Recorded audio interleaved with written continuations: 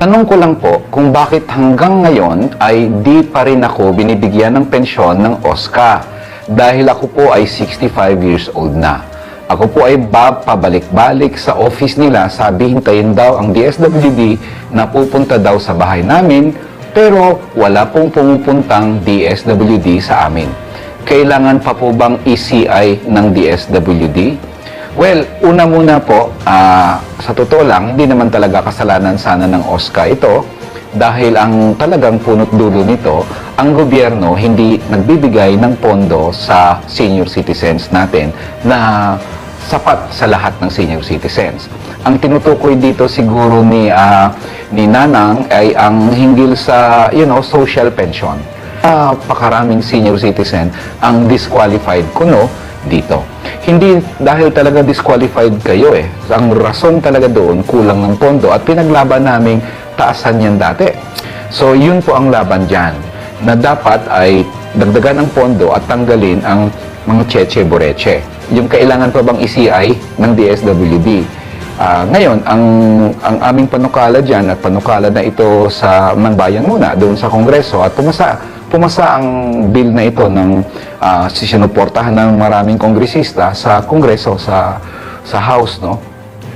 1,000 pesos kada buwan sa lahat ng senior citizens, walang cheche-boreche. Matagal na kasi naming narereklamo yan. Bakit may mga requirements na kailangan frail and sickly ang senior citizen? Kailangan ba uugod-ugod ka na para mabigyan ka nito? Kakarampot na nga lang 500 pesos. So, wala. The moment na sinabi mo, 60 years old na po ako, bibigyan ka na agad ng social pension. Pangalawa, hindi lang 500 pesos. Ang panukalang batas sa Kongreso, dagdagan gawing 1,000 pesos. Naging advocacy ako na po ang pensyon noon pa man. 2011, naalala ko pa yon, nagsalita ako sa isang plaza, sa isang probinsya. At pagkatapos ng aking speech, pagbaba ko, may mga senior citizen doon, siguro mga 10 to 15 sila, na matatanda at sabi nila, kung pwede bang tulungan mo kami sa pensyon namin, sa SSS. Sabi ko, sige po, ano ba ang problema? Kakarampot lang daw. Magkano? 1,200 pesos kada buwan. Nagulat ako. 1,200, anong mabibili niyan? So, ipinaglaban po yan at nagkaroon ako ng bill noon sa Kongreso na pumasa naman sa Kongreso at sa Senado na 2,000 pisong dagdag sa SSS pension. Naibigay na po yung 1,000 yan. Pero kailangan pa yung second na 1,000, kaya nag-file ulit kami ng bill dyan sa Kongreso na dagdagan ang SSS pension. Maliban dyan, yung social pension, malaki na naming issue yan at ngayon may bill na pumasa sa House na gawing 1,000 pesos, walang cheche-boreche. Pag senior citizen ka, bigyan ka dapat ng 1,000 pesos kada buwan. Meron pa nga ako isang panukalang batas doon para naman sa ating mga barangay officials. Kagawad, kapitan, barangay health workers, tanod, lupon. Kasi ang problema nila, nang naninilbihan sila sa barangay, wala naman silang income, hindi nga sila tatrabaho minsan, nakafocus sila, nakakonsentrate sila doon sa barangay na mga trabaho nila.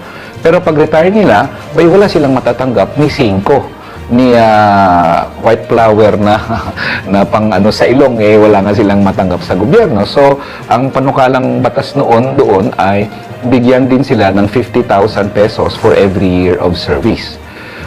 Kasi unfair para sa akin. Kami na mga kongresista, mga senador, ang presidente, lahat ng government officials, kahit 3 taon lang kami dyan sa Kongreso o sa Senado, may GSIS na kami. Sila, siyam na taon, minsan lumalampas pa ng 9 na taon ang panilbihan sa barangay, wala silang ni 5 na matanggap na pensyon.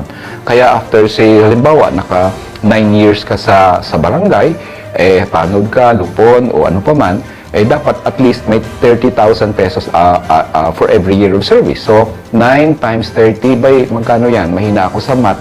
Pero 200, 70,000 pesos ang matanggap mo pag 9 na taon ka na nanilbihan sa barangay. Hindi naman malaki yon, pero pang kapital na rin yan. Makabili ng tricycle, tindahan ng konti, para naman sa golden age mo, kumbaga, ay meron ka namang pagkukunan. Importante po ang senior citizen. Nung panahon nila, nung kanilang kalakasan pa, ay grabe ang serbisyo nila sa lipunan. Sila ang gumawa ng mga nagtatrabaho sa mga factories, sila nagtitinda, sila nagmamanufacture, sila nagsasaka, sila nagtatanim. Pinakain ng ating mga nakakatanda ngayon ang buong bansa. Eh ngayong matanda na sila, hindi na sila pwedeng magtrabaho, iiwanan lang ba natin sila? So yun ang aming panukalang batas na ang senior citizens dapat bigyan ng malaking pondo naman para sa pensyon nila at hindi naman talagang yayaman sila doon pero at least kinikilala natin ang kanilang kontribusyon sa lipunan natin ng kalakasan nila. So, maraming salamat po sa katanungan nyo. Sana naman po ay nasagot yung tanong nyo. At ang sagot talaga doon, ipaglaban pa natin yung dagdag na pondo sa senior citizens para makasama po kayo doon sa listahan ng binibigyan ng social pension kada buwan.